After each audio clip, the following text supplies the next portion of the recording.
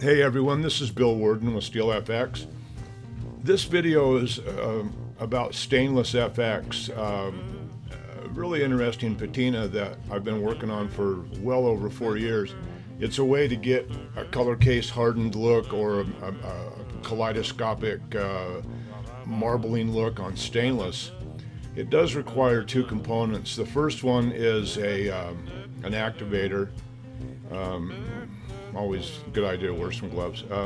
You put an activator on the surface, and you'll see that coming up. And then the stainless FX, rinse that real well, or rinse it, I'm just using tap water out of a little pump sprayer because I'm working inside. Here pretty quick you'll see me with a larger sheet of 304 stainless, and you can get a better idea of the two components. Like I said, there's a surface activator. Your stainless needs to be clean, fairly polished out. You can have it, with grind marks and striations and abrasive marks if you want, but if you're working on a firearm part or receiver or knife blade or whatever, I would imagine you'd want it as shiny as possible. And the piece of stainless coming up is just factory B-finish 304 stainless.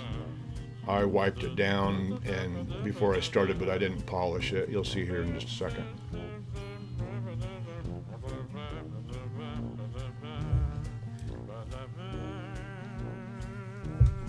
I recommend cleaning that with once you've polished it. I really want to stress the importance of not using a solvent, even acetone. I don't want you to use any solvent to clean the surface of your metal prior to the application of any patina product that's water-based like mine. So right here you see me using use Ajax or Comet or soft scrub or something, laundry soap, I don't care, but don't use a solvent. It sets up a water repelling issue with the water-based patinas, and then you're screwed. Okay, so you saw me with that little bottle with the orange liquid. That is the surface activator. And then I'm spurting. I've got the dial set on that trigger sprayer to almost a full stream or a jet stream, but I'm not letting it go very far. I'm just making little spurts. And pretty quick I'll zoom in here a little bit, and you can see the myriad of colors that it's producing. And you'll also notice that it's doing 0 on the metal where there's no activator, and it won't. It's not going to discolor. Actually, it's not going to discolor anything other than what you're working on. That being said, you might want to mask off any wood or parts where the activator can get into, or even the patina, because both of them are slightly corrosive. The pH on the activator is pretty low, so you don't want to have that stuff running into areas that may not be stainless or may be affected by corrosion or rust. But what we're doing here is we're setting up the surface of that stainless to accept the patina. And in some of these areas, you'll notice they're kind of brown and boring and not really what I was looking for. And so I would put a little more activator on and then spurt that area, and sure enough, the blues and the different coloration was coming through a lot better. 100 people would take this product and come up with 100 different looks. It's 99% artistic license and 1% product. So don't be calling and saying it don't work. It works fine. Just experiment a little bit on some scrap until you get kind of a methodology down that works for you. It may be totally different than what I'm showing you here right now, although if it's totally different, it ain't going to work. You got to put the activator on the surface and then apply your stainless FX. How you apply it's up to you. You can drip it, you can drizzle it, you can spritz it, you can do whatever you want. Use a sponge, use an upside down piece of scrap carpet, and dab here and there. You're going to come up with different ideas that are probably light years ahead of what I'm thinking, but I've got several plans. I've got some knife blades and a Ruger Red Hawk I'm going to do here directly to show you how I'm going to do those. I've already done the rear sight ramp on the Ruger Red Hawk, and I masked off everything I didn't want to do just to see how well the masking would hold up against the activator and the patina, and it worked like a charm. So that's coming up, and right there was a silvery grayish ugly area that didn't take very well. So I hit the activator, I hit it with the activator again, and then a few more spritzes of the stainless FX patina, and I got more of the blue coming out. I think I'm going to shut up for a minute.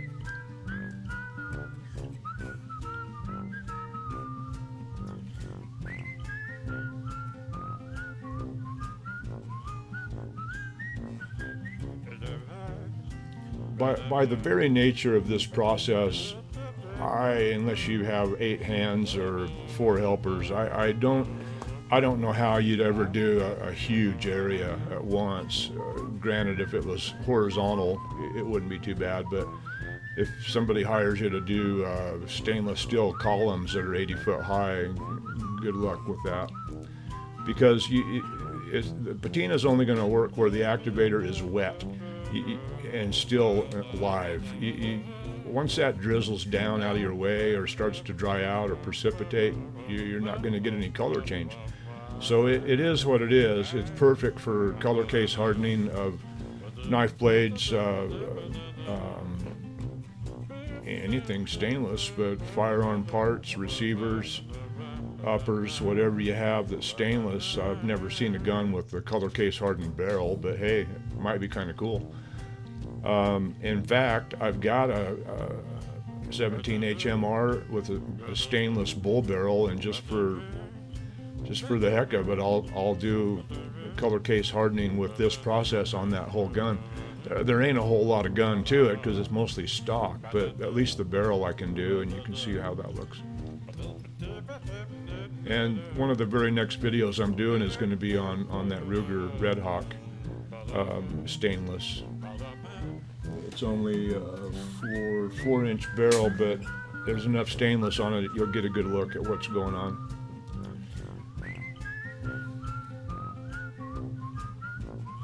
And the bottom half of this piece, I didn't go the same direction. I wound up, as you'll see here in just a minute, I wet the whole bottom half of this 14-inch by 14-inch square of stainless.